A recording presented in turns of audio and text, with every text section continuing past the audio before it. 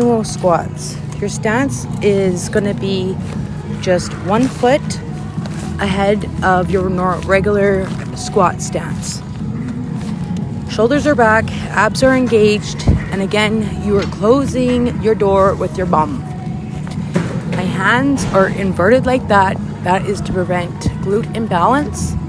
So I do 5 reps of this, and then I switch my hands and I do another 5 reps. You're gonna do 10 reps in total and 5 sets.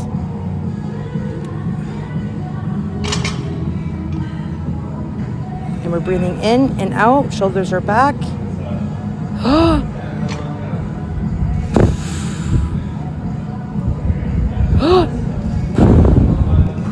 If you want the full workout, please follow.